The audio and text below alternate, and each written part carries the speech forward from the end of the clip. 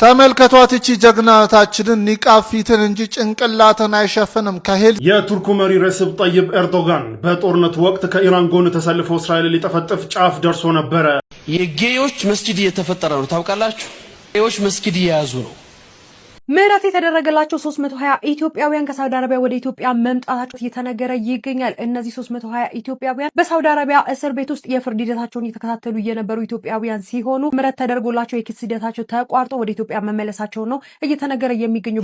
የዘመናችን ሰው እወደው ጣላው ቸገረኛው እንዴት ነው ይለኛል መስሎ እየቀበረኝ አውሮፓ እየቀለጠች ነው የምትገኘው። የምትመለከቱት እንዳለ በቀይ የምትመለከቱት ማለት ነው ከ35 ዲግሪ ሴንቲግሬድ በላይ አጭር ቀሚስ መልበስ 3000 ብር ያስቀጣል ተብሏል። ሴቶች ይህንን መረጃ አዳምጡት። በጋምቤላ ክልል ጎጂ ልማዳዊ ድርጊቶችን ለመቆጣጠርና አሰላሙ አለይኩም ወራህመቱላሂ ወበረካቱ። የአላህ ዝነቻርነት ሰላም ፍቅር ጤና ያላችሁበት ዳር በርሉ በሁላችሁም ለሰይድ ነኝ። ዛሬም እንደተለመደው አነጋጋሪ አስተማሪ እጅግ በጣም ምርጥና አዳዲስ መረጃዎችን እየቀርብ ያለው እነዛ ቪዲዮዎችን እንመለከታለን። ለዚህ ዩቲዩብ ቻናል አዲስ ሆናችሁ ግን ሰብስክራይብ እያደረጋችሁ ቤተሰብ ሁኑ። ነባሮችና ቻናል ቆሞች ሁላችንም ቪዲዮን በላይክ እንጀምረዋለን። ለእስላሞች ላይክ መስጠት የለም። ቀጥታ ወደ ዛሬ ቪዲዮ። ዛሬ እንግዲህ ከሁሉድ ጋር ነው ቪዲዮ የምንሰራላችሁ። ሁሉድን ታቋታላችሁ እያስባለሁ ከዚህ በፊት እንግዲህ ቀጥታ ወደ መረጃዎቹ ነው ወስዳችሁ ዛሬ ለቢስቱም ኢላ ቀሊላን ለው አንኩም ኩንቱም ተዕለሙን መረጃዎቹ ወስዳችኋለሁ። መጀመሪያ ቪዲዮአችን ጋምቤላ ላይ አዲስ ነገር ሰምተናል። አጭር ቀሚስ መልበስ 3000 ብር ያስቀጣል ተብሏል። ሴቶች ይህንን መረጃ አዳምጡት። በጋምቤላ ክልል ጎጂ ልማዳዊ ድርጊቶችን ለመቆጣጠርና የህፃናትን ደህንነት ለማስጠበቅ በሚል የተለያዩ ውሳኔዎች እየተገበሩ ሲሆን ከዚህም ውስጥ እንግዲህ ሴቶች አጫጭር ቀሚሶችን እንዳይለብሱ ተከልክሏል። ልጆች ከወላጆቻቸው አቅም በላይ በመሆናቸውና ትዕዛዝ ባለመስማታቸው ምክንያት ወላጆች መንግስት ይደግፈን ባሉት መሰረት ፕሮፖዛል ተቀርጾ ከፖሊስ ከፍትና ከጸጥታ አካላት ጋር በመቀዳጀት ወላጆች ልጆቻቸውን እንዲከታተሉና ልጆችም እንግዲህ ከእንደዚህ አይነቱ ድርጊት እንዲቆጠቡ የሚያስችሉም ጥብቅ መመሪያዎች መተላለፋቸው ተነግሯል። ታዲያ እንደተባለውም ይህንን ችግር ለመቅረፍ ለጥቃት አጋላጭ በሆነ መልኩ አጭር ልብሶችን ለብሰው በሚንቀሳቀሱ ሴቶች ላይ የ3000 ብር የገንዘብ ቅጣት እርምጃ እየተወሰደ መሆኑን ብስራት ሬዲዮ ዘገባውን አጋርቷል። ስለዚህ ጉዳይ ምን ሀሳብ አላችሁ? ሀሳባችሁን ኮሜንት ላይ ጻፉልን። ፎሎ እያደረጋችሁ ቤተሰብ ይሁኑ።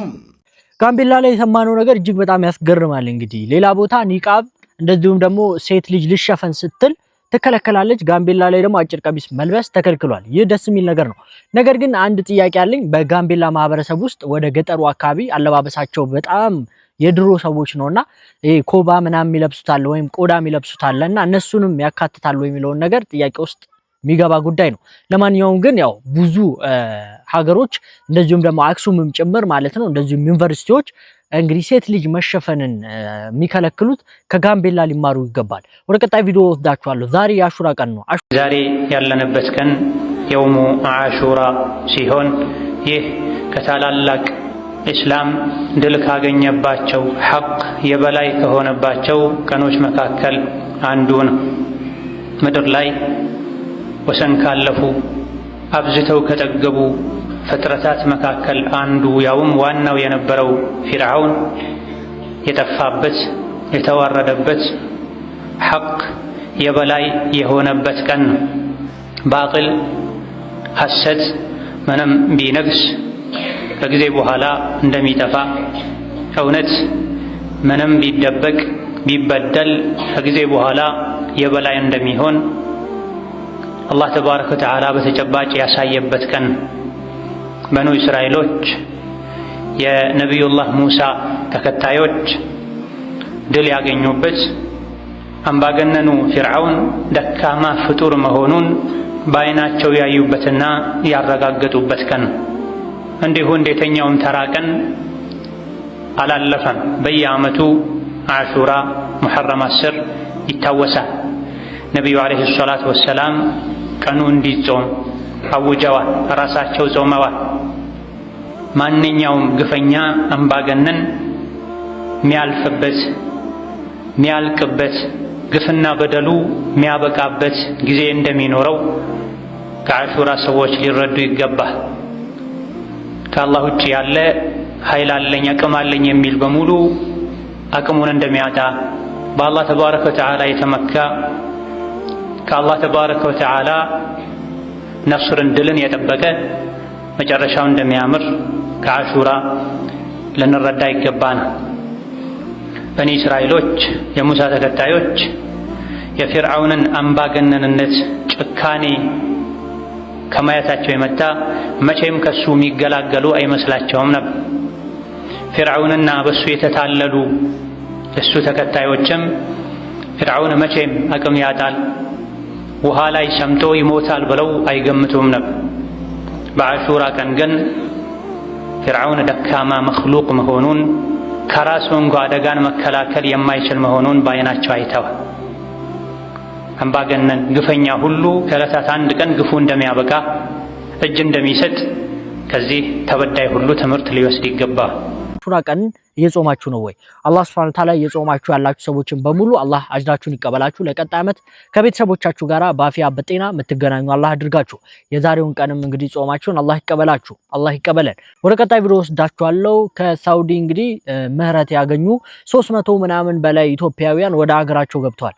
ምህረት የተደረገላቸው 320 ኢትዮጵያውያን ከሳውዲ አረቢያ ወደ ኢትዮጵያ መምጣታቸው እየተነገረ ይገኛል። እነዚህ 320 ኢትዮጵያውያን በሳውዲ አረቢያ እስር ቤት ውስጥ የፍርድ ሂደታቸውን እየተከታተሉ የነበሩ ኢትዮጵያውያን ሲሆኑ ምህረት ተደርጎላቸው የክስ ሂደታቸው ተቋርጦ ወደ ኢትዮጵያ መመለሳቸው ነው እየተነገረ የሚገኙ። በሚመለሱበት ሰዓትም የውጭ ጉዳይ ሚኒስትር ዴኤታው በቦሌ ዓለም አቀፍ አውሮፕላን ተገኝተው አቀባበል ተደርጎላቸዋል። እንደሚታወቀው በሳውዲ ከ1655 በላይ የሚሆኑ ኢትዮጵያውያን የክስ ሂደታቸው ተቋርጦ በዲፕሎማሲያዊ ጥረት ማለት ነው ከሳውዲ አረቢያ ወደ ሀገራቸው እንዲመጡ ጥረት የተደረገና ስኬታማ የሆነ ሲሆን በመጀመሪያው ዙርም 320 የሚሆኑ ኢትዮጵያውያን ወደ ሀገራቸው መመለሳቸው እየተነገረ ይገኛል። እንደምትመለከቱትም ቦሌ ዓለም አቀፍ አውሮፕላን በሚደርሱበት ሰዓት መሬት እየሳሙ እንዲሁም ደግሞ እያመሰገኑ ወደ ሀገራቸው መግባታቸውን እየተገለጸ የሚገኘው 1655 የሚሆኑ ኢትዮጵያውያንም እንግዲህ የክስ ሂደታቸው ተቋርጦ በምህረት ወደ ሀገር እንዲገቡ ዲፕሎማሲያዊ ጥረት ተደርጎ መጠናቀቁ እየተነገረ ይገኛል። በዛሬው ዕለትም 320 የሚደርሱ ኢትዮጵያውያን ወደ ሀገራቸው ገብተዋል። እጅግ በጣም አስደሳች ነው። እንኳን ደስ አላችሁ ማለት እፈልጋለሁ። በዚህ ጉዳይ ላይ ሀሳብ ካላችሁ ኮሜንት ሴክሽኑ ክፍት ነው። በሌሎች መረጃዎች ግን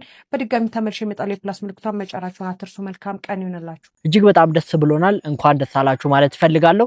ሳውዲ ላይ እንግዲህ ብዙዎች እየታሰሩ የነበረበት ሁኔታ አለ። እንደዚሁም ደግሞ ብዙ አይነት ፍርድ የተፈረደባቸው ሰዎች ምህረት የተደረገላቸው ወደ ሀገራቸው መግባታቸው እንደ ኢትዮጵያውያን እንግዲህ ደስታ ይሰማናል። አላሁ አክበር። አስደናቂዋ ኒቃቢስት ተመልከቷት። እቺ ጀግናታችንን ኒቃብ ፊትን እንጂ ጭንቅላትን አይሸፍንም። ከሄልዝ ኤንድ ሜዲሲን ኮሌጅ በፐብሊክ ሄልዝ ዲፓርትመንት ከተመራቂ ሴቶች ሁሉ ከፍተኛ ውጤት በማምጣት የዋንጫና የሜዳሊያ ተሸላሚ ሆናለች። እቺታችንን ሁላችሁም እንኳን ደስ አለሽ በሏት። ፎሎ ማድረግ እንዳይረሳ። መልካም ቀን። እንግዲህ ኒቃቢስቷ ከፍተኛ ውጤት አምጥታለች፣ እንደዚሁም ዋንጫ ተሸልማለች። አላህ Subhanahu Wa Ta'ala ይጨምርላት። እንዲሁም ደግሞ ኒቃብ መልበስ አይምሮን አይሸፍንም፣ እንደዚሁም ደግሞ ዕውቀትን አያሸፍንም። ነገር ግን ፊትን ገጽታን ነው የሚሸፍነውና ይሄ ነገር ሁላችንም በደንብ ልናቀው ይገባል። በእህታችን ኮርተናል። ሁላችሁም ኮሜንት ላይ አላሁ አክበር እያላችሁ ፊፋ ያደረገው ነገር ምንድነው? ለሙስሊም ተጫዋቾች እያደረገው ባለው ነገር ፊፋ ሊመሰገን ይገባል። ይነሆ መሐመድ ሳላህ እንደሚታወቀው የጨዋታ ኮከብ ተብሎ ነበረ በኒውዚላንድ ጨዋታ ላይ። እናም የኮከብ ተጫዋች ዋንጫይቷን በሚሸለምበት ሰዓት ላይ ማለት ነው ሙስሊም ስለሆነ ከዋንጫዋ ላይ ከትሮፊዋ ላይ ማለት ነው የአልኮል አርማ አስወግዶታል። ከዚህ በፊት ሌሎች ተጫዋቾች ይህንን ዋንጫ በሚወስዱበት ወቅት የጨዋታ ኮከብ ሆነው የአልኮል አርማ ነበረው እቺ ዋንጫ ላይ። ነገር ግን እሱ ሙስሊም ስለሆነና በእምነቱ ደግሞ ይህ የተከለከለ ስለሆነ ፊፋ ይህንን ታሳቢ በማድረግ እንግዲህ ዋንጫዋን ካለ አልኮል ሎጎ ወይም ደግሞ አርማዎች እንግዲህ ለመሐመድ ሳላህ ሰጥቶታል። ይህ ፊፋ የሚያስመሰግነው ነው። ከዚህ ቀደም እንደምናስታውሰው የሳውዲ አረቢያ ባንዲራ ላይ የእስልምና እምነት ዋነኛ መገለጫ ስለሆነ መሬት እንዳይረግጥ ማድረጉም የሚታወስ ነው። አሁን ላይ ደግሞ እንግዲህ ለሙስሊም ተጫዋቾችና ከ21 ዓመት በታች ለሆኑ እግር ኳስ ተጫዋቾች የዋንጫው ወይም ደግሞ የኮከብ ተጫዋች በሚሆኑበት ሰዓት ላይ ከዋንጫው ላይ እንግዲህ አልኮል እንደሚያነሳ አሳውቋል። መሐመድ ሳላህ እንግዲህ የመጀመሪያው ሙስሊም ኮከብ ተጫዋች ስለነበረ አርማውን አንስተውለታል። ፊፋ በእንደዛ አይነት ነገር ልናመሰግነው ይገባል ማለት ነው። እስኪ ሐሳባችሁን በኮሜንት ለተመሳሳይ መረጃ የፕላስ ምልክቱን መጫናችሁን አትርሱ። ፊፋ እንግዲህ ጥሩ ነገር አድርጓል። የሳውዲ ባንዲራ መሬት ባለመንካቱም አንድ ደስ የሚል ነገር ሆኖ ሳለ፣ ሁለተኛ ደግሞ እንግዲህ ሙስሊም ተጫዋቾች የመጠጥ ማስታወቂያ እንዳይሰሩ ማድረጉ እጅግ በጣም ክብር ተሰምቶናል። ድል ለሙስሊም ሀገራቶችና ለሙስሊም ወንድሞቻችን እንላለን። እጅግ በጣም አሳዛኝ የሆነው ወንድማችን እርዳታ ያስፈልገዋል። አስቸኳይ የእርዳታ ጥሪን ይመለከታል ይህ ቪዲዮ። አቅም የሌላችሁ ሰዎች አትሊስት ይህን ቪዲዮ ሼር በማድረግ ወንድማችን ልናግዘው ይገባል። እዚህ ጋር የምትመለከቱ ወንድማችን አብዲ ረጋሳ እንደምታስታውሱት ከ3 ወራት በፊት የረመዳን ወቅት ላይ ማለት ነው የገዛ ባለቤቱ እንግዲህ የፈላ ዘይት ደፍታበት ነበረ። በዚህ መልኩ በምታዩት መልኩ እጅግ በጣም ከባድ ጉዳት ደርሶበት የነበረው እንዲህ በግራ በኩል ያለው ጆሮውን አይኑን ጨምሮ እጅግ በጣም አንገቱ አካባቢ ትልቅ ስቃይ ላይ ይገኛል። ከዚህ ባሻገር መንቀሳቀስ ሰውነቱን መንቀሳቀስ መራመጣ ብዙ ነገሮችን እንዳጣና አዳሩ ቁጭ ብሎ እንደሚያድር ቀንም ደግሞ እጅግ በጣም ከባድ ተባለ ስቃይ እንደሚያሳልፍ ከሳምንት በፊት ነግሬያችሁ ነበረ። ታዲያ አሁን ላይ የቱርክ ዶክተሮች ያለበትን ሁኔታ ከገመገሙ በኋላ እንግዲህ የመዳን ተስፋ እንዳለው ተናግረዋል። ለዚህም ደግሞ 55400 የአሜሪካን ዶላር ያስፈልገዋል። ወደ ሀገራችን ራሳችሁ መምታት ትችላላችሁ። ታዲያ ይህ ገንዘብ ደግሞ ከኔም ከቤተሰብ አቅም በላይ ነውና ወደ እናንተ መጥቻለሁ አግዙኝ ብሏል ወንድማችን አብዲ ረጋሳ። ስለዚህ ደግሞ የሁላችንም ኃላፊነት ነው። መስጠት የምንችል ሰዎች እንስጥ፣ መስጠት የማንችል ሰዎች አትሊስት መስጠት ለሚችሉ ሰዎች ይህን ቪዲዮ ሼር ማድረግ ይኖርብናል። ወንድማችን አብዲ ረጋሳ በጣም ጥሩ ኮንዲሽን ላይ የነበረ ወንድማችን ነበረ። ነገር ግን እዚያ ከደረሰበት አደጋ ባለቤቱ ከደረሰችበት እጅግ ሰቅጣጭ ከሆነ ጥቃት በኋላ ግን እጅግ በጣም የከፋ ሁኔታ ላይ ነው የሚገኘውና ይህን ወንድማችን ወደ ነበረበት አፊያ የመመለስ የሁላችንም ኃላፊነት ነው። ስለዚህ ሁላችሁም ይህን ነገር የቪዲዮ ማዳረስ እንዳያቀባችሁ በማድረግ ወንድማችንን እንታደገው እናግዘው ለማለት ያህል ነው። ቪዲዮን በደንብ ኮፒ ሊንክ ሼር ፖስት አድርጉት። ሰላም አለይኩም መቻችሁ። ሰላም አለይኩም እንደምን አመሻችሁ። ሁላችሁም ወንድማችን አብዲ ረጋሳ ያለበትን ሁኔታ ታውቁታላችሁ። በደረሰበት ከፍተኛ አደጋ ምክንያት ውጭ ሀገር ሄዶ እንዲታከም ሪፈር ተደርጓል። ውጭ ሀገር ሄዶ የሚታከምበት የገንዘብ ወጪው 55000 የአሜሪካን ዶላር ስለሆነ እሱም ሆነ ቤተሰቦቹ አቅም ስለሌላቸው የኛን ድጋፍ ነው እየጠበቀ ያለውና እኔ በበኩሌ 500 የሳዑዲ ሪያል ለመስጠት ቃል እገባለሁኝ። ሳስገባ ደግሞ ያስገባሁበትን አሳያችኋለሁኝ። ለታዋቂ ቲክቶከሮች ለታዋቂ ሰዎች እንዲታደርሱ ነው ይሄን ቪዲዮ እየሰራው ያለሁት። በድጋሚ የባንክ ቁጥሩን እናገራለሁኝ። 1000 የኢትዮጵያ ንግድ ባንክ 104457 03908 ይሄን ቪዲዮ ሼር በማድረግ ለታዋቂ ሰዎች አድርሱ። ታዋቂ ሰዎችን የምታውቁ ሰዎች ቢያንስ ቪዲዮ እንዲሰራ እንኳን አድርጉ፣ እንዲፖስት አድርጉ። በቲክቶክ፣ በዩቲዩብ፣ በየትኛውም የሶሻል ሚዲያ ፕላትፎርም ሁላችንም ልንረዳው ይገባል። አካውንቱን እዚህ ጋር አስቀምጥላችኋለሁ ወይም ደግሞ ኮሜንት ላይ ታገኙታላችሁ። ሁላችንም እንረባረብ። ይህ ወንድማችን ሰለምቴ ነው። ብዙ ሰዎች ወደ እስላም እንዲመጡ እያደረገ የነበረ ግለሰብ ነው። ብዙ ካፊር የሆኑ ሰዎች በሱ ህመም ተደስተዋል። አላህ Subhanahu Wa Ta'ala ግን አፊያ ያድርገው። ሁላችንም የምንችለውን ነገር እናግዘው። አላህ Subhanahu Wa Ta'ala ወደ አፊያ ወደ ጤናው ይመልስልን። የተፈኩር ሰዓት ላይ ደርሰናል። በጫካ ውስጥ ትልቁ አዳኝ አንበሳ እንደሆነ ይታወቃል። ግን በብልሃትና በአርቆ አስተዋይነት የሚበልጠው ሌላ አዳኝ አለ። እሱም ሊዮፓርድ ነው። አሰላሙ አለይኩም ውዶች፣ እንዴት ናችሁ? አንዲት ሊዮፓርድ አደን አድና ስትጨርስ አንበሳም ሆነ ጅብ እንዳይሰርቋት ብላ አደኗን ወደ ላይኛው የዛፍ ቅርንጫፍ ትጎትተዋለች። አስቡት እስኪ የራሷን ክብደት ያህል ታዳኝ ባፏ ይዛ ዛፍ ላይ ትወጣለች። ለምን እንደዛ ታደርጋለች? መብላት አቅቷት አይደለም። ለነገ የረሃብ ጊዜ አስባ ቀድማ ታዘጋጃለች። ምግቧን በዛፍ ላይ ማከማቸት መጋዘን እንደማስቀመጥ ትጠቀምበታለች። የተፈጥሮ ብልሃት እዩት። ትልቅ አዳኝ መሆን ብቻ ሳይሆን ለወደፊት ማቀድም የጫካው ህግ ነው። እንደ ሊዮፓርድ አንተም የምትሰራውን ስራ ለዛሬ ብቻ ሳይሆን ለወደፊት ውጤትህ አስበህበት ትሰራለህ። ይህ የነብር ብልሃት ያስደነቀው አዎ ብሎ ኮሜንት ላይ ይጻፍ። ለተጨማሪ አስገራሚ የተፈጥሮ እውነታዎች ይህንን ቤት ፎሎ ማድረግ አትርሱ። ወዳችኋለሁ። ሰላም አለይኩም። ሱብሃንአላህ ማለታችንንም ሁሌም እንግዲህ እንደቀጠልን ነው። በአላህ ስራና በእንስሳዎች ታሪክም እየተገረመን ያለንበት ሁኔታ ነው። ኡስታዝ ያሲን ኑሩ በጅማ ያስተላለፈው መልእክትን እንሰማለን። ልጅ እናቱን እንዲህ ሲያኮራ እጅግ በጣም ደስ የሚል ነው። ሁላችሁ ደስታችሁ እንደምታነቡት ተስፋ አደርጋለሁ። የመጽሐፉ ርዕስ ምንድነው የሚለው? እኔ ማን ነኝ የሚል የራስን ፍለጋ ጥያቄ ያዘ ነው። ራሳችን ፈልገን ከራሳችን ጋር ተዋውቀን ወደ አላህ እንዴት እንቀርባለን ነውና መልእክቱ። ሐሰናት የሚል ደግሞ ከወደ ሳውዲ ሀዲያ መጥቶላታል። በስማ ወርቅ መጥቶላታል። አላሁ አክበር። በነገራችን ላይ መጨረሻ ይቀርባል ሐሳቡ። ለሁሉም ሐፊዞች ወርቅ መጥቶላቸዋል። አላሁ አክበር። በሂፍዝ ታሪክ እንዲህ አይነት ሽልማት ተሸልማ ያክል ጅማ ከፍታዋን መልሳ ታሪኳን የመለሰችበት ታሪካዊ ቀን ነው። አላሁ አክበር። የኡስታዝ ያሲን ኑሩ ንግግሮችና መልእክቶች ሁሌም ቢሆን ሚጥሙና እንደዚሁም ደግሞ ምርጥ መልእክቶች ናቸው። ሁላችንም ሰምተን የምንጠቀምባቸው አላህ ያድርገን። የኡስታዞችን መልእክትና እንደዚሁም ደግሞ ዳዋ እንሰማለን። የጌዮች መስጂድ እየተፈጠረ ነው ታውቃላችሁ? ጌዮች መስጊድ እየያዙ ነው። ይሄ ምን ያክል እያደገ እንደመጣ ውስጣችን ገብቶ ማን ነው ይሄን የሚታደገው? እንደ ማህበረሰብ ራሳችንን ማየት ካልቻልን የምንሰራው ገንዘብ እኛን ካልጠቀመን ልጆቻችንን ካልቀረጸልን ለዑለማዎቻችንና ለዲናችን ካላገዘ የኛ ገንዘብ የኛ ዱንያ ምንድነው ጥቅሙ ብላችሁ ታስባላችሁ? ወንድም እህቶች እባካችሁ ቆም ብላችሁ ተመልከቱ። በጣም እየራቅና ያለ ነው። እኔ ነብዩ መሐመድ ሰለላሁ ዐለይሂ ወሰለም ኡሁድ ጦርነት ላይ ጀበለ ሩማት ላይ እነዛን 50 ቀስተኞች ሲያስቀምጡ የተናገሩት ነገር አለ አይደለ? ትልቁ ታሪካዊ መልእክታቸው ነው ብዬ አስባለሁ። ቦታችሁን አትልቀቁ አሉ ረሱል ሰለላሁ ዐለይሂ ወሰለም። እኔ ብሞት እንኳን አሉ እኔ ብገደል የተገኘው ውጤት ቢመጣ ድል ብናደርግ እችን ቦታ አትልቀቁ ላተብረሁ አማኪነኩም እያሉ ቦታ ከለቀቃችሁ ዋጋ ትከፍላላችሁ።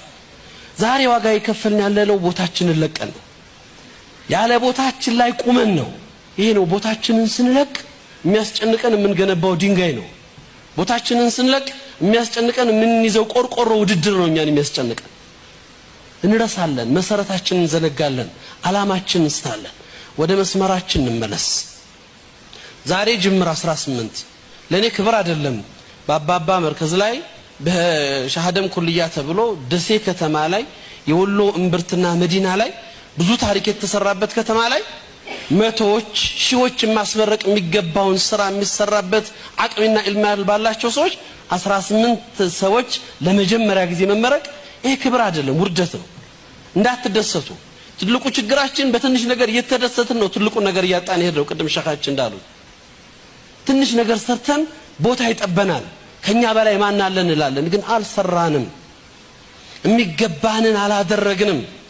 ታሪክ ለመመለስ ማንነታችንን ለማምጣት ከዚህቹ ምድር ወጥተው ነው ዛሬ እዚህ የምታዩቸው እነ ዶክተር ሼክ መሐመድ ሐሚዲን ከዚህቹ ምድር ወጥተው ነው በዚህቹ በሐለቃ ሰው ጃይተው ደረሳ ሆኖ በቀሪ ዓለም ነው እነ ሼክ መሐመድ አሊ አደም ረህመቱላህ አለይ። ሼክ መሐመድ አሊ አደምን የሚወክል የኢትዮጵያዊ ዓሊም የዓለም ዑለማ ወኪል ናቸው አይደለም? ረህመቱላህ አለይ። ዛሬ አልጄሪያዎች ናቸው፣ ዛሬ ግብጾች ናቸው ለሼክ መሐመድ አሊ አደም ኩልያና ጃሚዓ መገንባት ያለባቸው። ይሄ ሁሉ ሰው እኮ ነው መገንባት ያለበት በስማቸው የእሳቸውን ታሪክ ለማስቀጠል። ሼክ መሐመድ አሊ አደም የፓኪስታን ሰው ቢሆኑ ኖሮ ሼክ መሐመድ አሊ አደም መግሪብ አልዓረቢ ወይም ደግሞ የግብጽ ሰው ቢሆኑ ነበሩ ዛሬ ምንድነው የሚሆነው? ሼክ መሐመድ አሊ አደም እድሉን አግኝተው ወጥተው ኢልማቸውን አሳይተዋል። እዚች ምድር ላይ ግን ዛሬም ድረስ ብዙ ሼክ መሐመድ አሊ አደሞች እንዳሉ እርግጠኛ ነኝ ወሎ ምድር ላይ። ግን ማን ያውጣቸው? ማን የነሱን ቦታ የሚገባቸውን ነገር እንዲሰጡ እድል ይስጣቸው፣ ያግዛቸው። ይሄን ባልሰራንበት ሁኔታ ውጤት መጠበቅ ደግሞ ነውር ነው። አፉ በሉኝ አረዘምኩኝ። ስራ ይጠበቅብናል። በዚህ ጅምር እንዳትረኩ። እነዚህ ወንድሞቻችን እንደተነገረን ወደ መጡበት አካባቢ ሄደው ሌሎች እነሱን የሚመስሉ ወንድሞችን ለመፍጠር ነው አማና ወስደው ትምህርት የተማሩት። የሚገባው ይሄ ነው። ይሄንን የማገዝ ኃላፊነት ደግሞ ማህበረሰብ የኛ ነው። በጣም ቢያንስ የአንድ ዓሊምን የአንድ ሼኽን ወርሃዊ ወጪ የሚሸፍን ልክ ልጆቹን ወዳድሮ ግል ትምህርት ቤት እንደሚያስተምር ሙስሊም ነጋዴ እንደ አንድ ልጁ አንድ ሼኽን አንድ ዓሊምን ሙሉ ወጪውን ሸፍኖ ለማስተማር ሶስትና ኃላፊነት ለመውሰድ ካልተዘጋጀ ከዚህ ማህበረሰብ ከስም ያለፈ ነገር ቀርቷል ብዬ አላስብም። እያየን ያለነው ያን ነው። ወደ ቦታችን እንመለስ ነው ምለው። አመሰግናለሁ። ሰላም አለይኩም። ወጣትነት እንዳታልሽ እህቴ። ትዳር መጥቶ ባልሽ እስኪወስድሽ ጊዜ ድረስ እናት አባትሽን ኸድሚ፣ አገልጊ። ለእናትሽ ምርጥ ልጅ ሁኚ፣ ለአባትሽ ምርጥ ልጅ ሁኚ። ኻድሚያቸው። አላህ ሚኻድም ልጅ ይሰጥሻል። አላህ ሚኻድም ባል ይሰጥሻል። ሚንከባከብ ሐያትሽ ያማረ ይሆናል። ማን እናት አባቱን ያስደሰተ አላህ ይደሰትበታል። የዘመናችን ሰው እወደው ጠላው ቸገረኝ ነው። እንዴት ነህ ይለኛል ምሶ እየቀበረኝ እንዴት ነህ ብሎ ግን እየቆፈረ እየቀበረኝ ነው። ተመቸ ሆይ ጉድጓዱ እንዴት ነው? ሽምብራ ቢዘሩት ይሆናሉ በርበሬ አሉ። ሰው ማን ጋር ይኖራል? ሁሉም ነው አውሬ። በርበሬው ከእጁ ቅመሙ ከሸዋሉ ጫው ከሰቆጣ አልገ በወቅተው በርበሬው አለጠ ጫው ሆመጠጠው። እንዴት ከሴ ገብቶ ነው ጫው ሆመጠጠ አልቀመሳል ጫው በርበሬው አለጠ ደግሞ ባህሪውን ተወ። አይዋ አለጠ አደረገ አለጠ ማለት ጣዕሙ በቃ ተወ የለውም። ጣዕም የሌለው ሆነ። ከሰው ፊት የምትመክረኝ ከሆነ መከርከኝ አልልም፣ አዋረድከኝ ነው የምልህ። ሰው ቆሞ ከሆነ ዘንግቶ ከሆነ አታ አዛን ያለ እዚህ ዝም ብለህ ፊት እንትን ትላለህ እንዴ ብለህ አትጮህበት። እሱን ለመውቀስ አትሞክር። ሂክማ ጥበብ ግን ተጠቀም እና ሐቢቢ ቀስ ብለህ ይዘውና በመምጣቱ መስጊድ በመግባቱ እሱም ይጠቀማል፣ አንተም ትጠቀማለህ። ሴትን እንደ ሎሚ ምጥጥ ያረግና ገርል ፍሬንድ ብሎ ልክ ጋብቻ ሲመጣ ይመጣና እኛ ጋር ኡስታዝ አቤት ላገባ ነው እና የመስጊድ ልጅ የለችም ይላል። ላኢላሃ ጓደኛ አድርጎ ያዛት ማጠቃላይ አይፈልጋትም። የመስጊድ ልጅ የለችም ይላል። ስለዚህ ሞኝ አትሁኝ እህቴ። የወንዶች ፊት ነው የምናገረው፣ ቢከፋችሁ ይክፋችሁ። እህቶች አሏችሁ አይደል? ለእህቶቻችሁ ስለምታስቡ ማለት ሞኝ አትሁኝ። አንቺነትሽን አንቺን በክብር ሽማግሌ ልኮ ለሚጠይቅሽ ብቻ ዝግጁ። ሽማግሌ ልኮ ማለት በክብር ቤተሰብሽን አስፈቅዶ ኒካህ ታስሮ ህጋዊ ሚስት የሚያደርግሽ ብቻ ነው በር ልከፍቺ። ለሌላው ነው ቀይ መስመር ነው፣ አይሆንም በይ።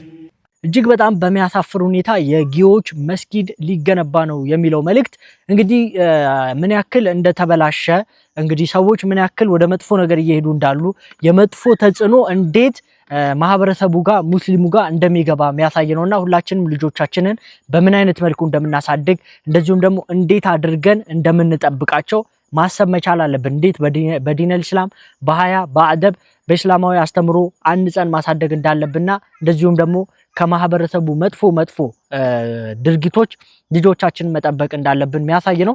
ሌሎችም እንግዲህ ኡስታዝ መልእክቶችን ሰምተናል። አላህ Subhanahu Wa Ta'ala በሰማነው ምንሰራና ምንጠቀም ያድርገን። ወደ ውጪ መረጃዎች ነው መወስዳችሁ። ከውጪ በጣም ብዙ መረጃዎችን እየሰማን እንገኛለን። እነዛን እንመለከታለን። የኢራን የድሮን ቴክኖሎጂ ሌላ ዓለም ውስጥ መግባቱ እየተነገረ ነው ያለው። ትናንትና የአሜሪካን የስለላ ተቋማት ያስደነገጠ ሪፖርት CNN ይዞ ወጥቶ ነበረ። ይህ ሪፖርት እንግዲህ እንደምታስታውሱት በጦርነቱ ወቅት የአሜሪካ F-15 የጦር ጀት ተመቶ መውደቁን ታስታውሳላችሁ ኢራን ውስጥ። ከዛ በኋላ ደግሞ ያንን ፓይለቱንና ከፓይለቱ ጋር አብሮ የነበረን WSOን ሬስኪው ለማድረግ የተለያዩ ኦፕሬሽኖች ተወስደው በዛም ብዙ የጦር አውሮፕላኖች መውደማቸውን ታስታውሳላችሁ። ኤኒዌይ የዛ አብራሪ የዛ የተመቶ የወደቀው F-15 የጦር ጀት አብራሪ እንግዲህ ምን ሀፕን እንዳደረገ ብሪፍ አድርጎ ነበረ ላይ ሀገሩ ሬስኪው ተደርጎ ከተመለሰ በኋላ ምን ሀፕን እንዳደረገ ተናግሮ ነበርና እዛ የተናገረው ላይ ምንድነው ጀቱን እያበረረ በነበረ ሰዓት የኢራን ድሮኖች ጄሊፊሽ በሚመስል ቅርጽ፣ ጄሊፊሽ ማለት እዚህ ጋር የምታዩት ፊሽ ነው፣ እሱም በሚመስል ቅርጽ መጡ ነው ያለው። እንግዲህ እና ሪል ኤሊያን ስታፍ ነው ላይክ ዩፎዎች ነው የመሰሉን ላይክ ዩፎዎች የሚመስል አይነት እንቅስቃሴ ነበር የነበራቸው አለ። So according to the report or ፓይለቱ እየተናገረ ያለው ምንድነው እነዚህ ወር ከጀርባ በመታየት መልኩ ይህ ሲሙሌሽን ነው ላይክ ትክክለኛው ፒክቸር ሳይሆን እንደዚህ ነው የሚመስሉት ነው የተባለው። ኤኒዌይ ግን ምንድነው ትልልቅ ድሮኖች ከላይ ደግሞ ሌሎች ትንንሽ ድሮኖች ደግሞ እንደ እግር መስለው ሁሉም ደግሞ ኢንተርትዋይንድ ሆነው ላይክ አንድ ላይ ተያይዘው ነው ሲበሩ የነበረውና በሌላ ሪፖርት ደግሞ ኤማይን ፊልድ ላይክ እንደ የፈንጅ ወረዳ ላይክ ልክ እንደ ፈንጅ ወረዳ ሰማዩን በሙሉ ሞልተውት ነበረ ነው ድሮኖቹ። እነዚህ ድሮኖች ደግሞ መሙላት ብቻ ሳይሆን እርስ በርስ የተያያዙና ከላይ ያሉት ትልልቅ ድሮኖች ከስር ደግሞ ትንንሽ ድሮኖች እንደ እግር ሆነው በአንድ ኮማንድ ስር የሚበሩ ናቸውና እነሱ ናቸው እንደመቱት ኦር ሄልፕ እንዳደረጉ ለመመታቱ ሄልፕ እንዳደረጉ የተናገረው። ይህ ሪፖርት ለምንድን ነው ሲግኒፊካንት የሆነው ለምንድን ነው የአሜሪካ የስለላ ተቋማትን ያስደነገጠው የሚለው ምክንያቱም የኢራን የድሮን ቴክኖሎጂ በጣም ብዙ ቁጥር ያላቸው ድሮኖችን ኢንተርትዋይን አድርጎ አያይዞ በአንድ ኮማንድ ሴንተር ማብረር የሚችሉበት ደረጃ ራሱ መድረሳቸው አስደንጋጭ ሆኗል። ያ ብቻ ሳይሆን እንግዲህ የአሜሪካ የስለላ ተቋማት ስለ ኢራን የድሮን ቴክኖሎጂና የሚሳኤል ቴክኖሎጂ እናውቀዋለን ከሚሉት ውጪ የማያውቁት በጣም ብዙ መኖሩን ማሳወቁ ነው እንግዲህ ይህ በጣም ድንጋጤ የፈጠረው። ይህንን ተከትሎ ባይተው የኤፍ-15 የጦር ጀቱ መመታቱንና ይህን ሪፖርት ተከትሎ እንግዲህ እና አሜሪካ ጦርነቱን አቁመው አራራራ የነገር ይብቃም ብለው ወደ ድርድርና በድርድር ጉዳዩን ለመፍታት ፑሽ ወደ ማድረግ የገቡት ከዚህ ኢንሲደንት በኋላ ነው እየተባለ ያለው። ለማንኛውም የኢራን ድሮን ቴክኖሎጂ በጣም ከአቅማቸው በላይና ከቁጥጥራቸው በላይ ወጥቶ ከሚያውቁት በላይ ወጥቶ ኢራን አንድ በጣም ብዙ ቁጥር ያላቸው ድሮኖችን እርስ በርስ በማያያዝ ማብረርና ሰማዩን መሙላት የምትችል መሆኗን ማሳየታቸውን ነው የታወቀው። በጣም ከመደንገጣቸው የተነሳ ፓይለቱን ደጋግመው እንደጠየቁት አርዩ ሹር ተብሎ ደጋግመው እንደተጠየቀም ሪፖርቱ ይዞ ወጥቷል፣ የሲኤንኤን ሪፖርት። ምክንያቱም ያልጠበቁትና ይሆናል ብሎ ያላሰቡት ነገር ነው። ለማንኛውም የኢራን ድሮን ቴክኖሎጂ ከሌሎች ሀገራቶች በጣም በብዙ እጥፍ በልጦ እንግዲህ ኢራን በባትልፊልድ ሁሉ ሞክራ ያሳያቸውና የአሜሪካን የጦር ጀት የመታችበት መሆኑ ታውቋል ማለት ነው። ቁርአንን እንደዚህ ማሐፈዝ ይቻላል እንዴ? ማንበብና መጻፍ ሳይችሉ በማዳመጥ ብቻ ቁርአን ያሐፈዙት እኚህ እናት መነጋገሪያ ሆኗል። እንዳልኳችሁ ነው፣ ማንበብና መጻፍ አይችሉም። ነገር ግን ለ10 ዓመታት ያለምንም መሰልቸት ቁርአንን ብቻ በማዳመጣቸው አሁን ላይ ሙሉ ቁርአንን እንግዲህ በሂፍዝ ይነግሯችኋል። ግን ንባቡን ስለማያውቁት ቦታውን ራሱ ከፍታችሁ ብትሰጧቸው ላያውቁ ይችላሉ። እኚህ የ82 ዓመት አዛውንት ተመልከቱ ደግሞ እድሜያቸውን። 82 ዓመት ማለት ሰው በእድሜ መግፋት ምክንያት የሚያውቀውን በሚረሳበት ጊዜ እኚህ የመናዊ እናት ግን ማለት ነው ያለምንም መሰልቸት ቁርአንን ለ10 ዓመት ማዳመጣቸው እንዲያፍዙ አድርጓቸዋል። ሱብሃንአላህ። ከሰሞኑ በየመን በታይዝ ግዛት የታዩት እኚህ እናት አሁን ላይ ብዙዎችን አስገርሟል ማለት ነው። ይህ ማለት አስባችሁታል? ቅዱስ ቁርአንን ብንሰጣቸው ከፍተው ሊቀሩት አይችሉም። ነገር ግን ብትጠይቋቸው በቃላቸው ሙሉ ቁርአን ይዘዋል። ሱብሃንአላህ። የአላህ ተአምር ግን ድንቅ ነው። አሁን ላይ ብዙዎችን እያስደነቀ ነው። የትዕግስት የእምነትና ያልሸነፍ ባይነት ቁርጠኝነት ተምሳሌት እያሏቸው ይገኛሉ። አላህ ግን ብዙ ተአምር አለው። እስኪ በኮሜንት ማሻአላህ በሏቸው። ለተመሳሳይ መረጃ የፕላስ ምልክቱን መጫናችሁን አትርሱ። የቱርኩ መሪ ረሲፕ ጠይብ ኤርዶጋን በጦርነቱ ወቅት ከኢራን ጎን ተሰልፎ እስራኤልን ሊጠፈጥፍ ጫፍ ደርሶ ነበረ፣ እኔ ነኝ ለምኜ ያስቆምኩት ሲሉ የአሜሪካው ፕሬዚዳንት ዶናልድ ትራምፕ ተናግረዋል። ዶናልድ ትራምፕ ለሪፖርተሮች በተናገሩት መሰረት እንግዲህ በጦርነቱ ወቅት ኤርዶጋን የቱርክን ሰራዊት ይዞ ከኢራን ጎን በመሰለፍ እስራኤልን ሊጠፈጥፍ ጫፍ ደርሶ ነበረ። እኔ ፐርሰናሊ አሉ እንግዲህ ዶናልድ ትራምፕ እኔ ፐርሰናሊ ገብቼ ነው ለምኜ አይበጅም ብዬ ያስቆምኩት ሲሉ ተናግረዋል። ይህንንም ያደረገው ለእስራኤል ካለው ጥላቻ ነው ሲሉም ጨምረዋል። ዶናልድ ትራምፕ ይህንን ይበሉ እንጂ እንግዲህ በጦርነቱ ወቅት እንደምታውቁት የእስራኤል ከፍተኛ ባለስልጣናት ኢራንን ስንጨርስ ቀጥሎ ወደ ቱርክ ነው የምንሄደው ብለው ኦፕንሊ ሲዝቱ እንደነበረ ታውቃላችሁ። ያው ኢራን ጨረሰቻቸው እንጂ ኢራንን ሳይጨርሱ ኢራን ጨረሰቻቸው እንጂ ዛቻቸው በጦርነቱ ወቅት ኦፕንሊ ሲዝቱ የነበሩት ኢራንን ስንጨርስ ወደ ቱርክ ነው የምንመጣው ሲሉ ነበረ።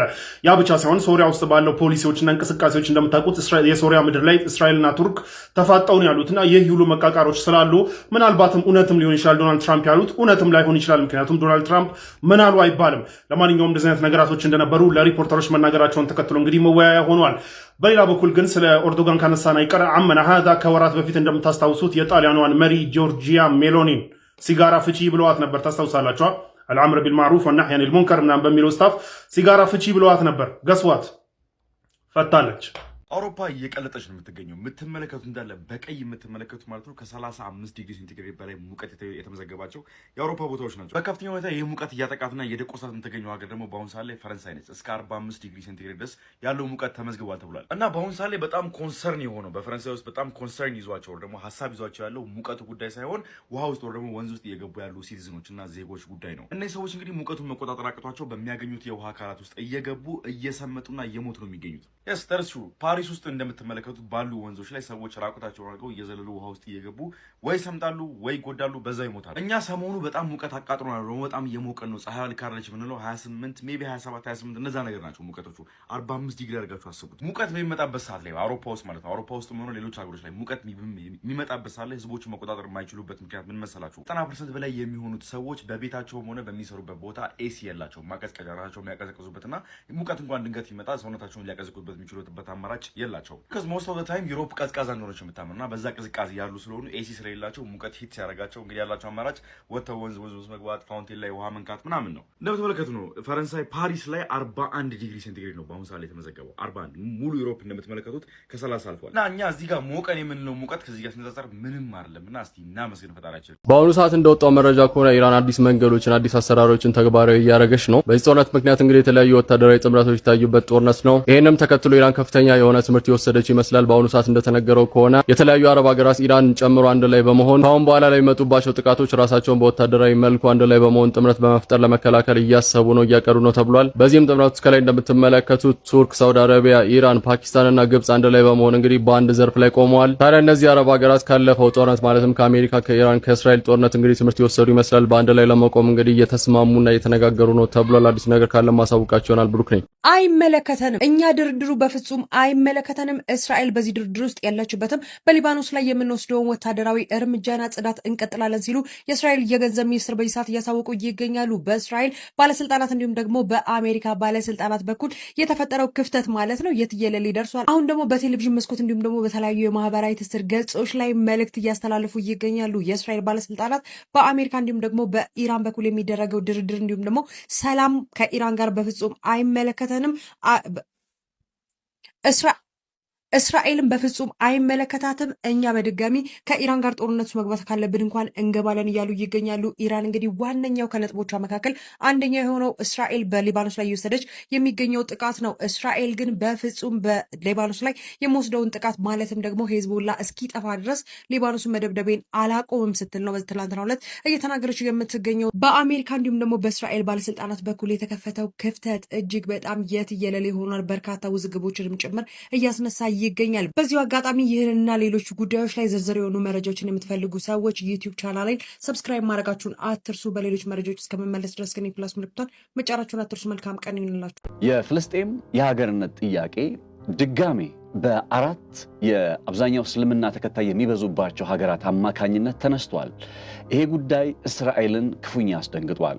ይህን ጥያቄ ያነሱት ወይም ፍልስጤም እንደ ሉዓላዊ ሀገር ሆና ትመስረት በማለት ጥያቄያቸውን ያቀረቡትና እንግዲህ ጥያቄ ከማቅረብ ባለፈ ደግሞ ተጨባጭ የሆነ ስራ በመሬት ላይ እንዲወርድ እንቅስቃሴ የጀመሩት እነዚህ አራት ሀገራት ባሳለፍነው እሁድ በካይሮ ከትመው ነበረ።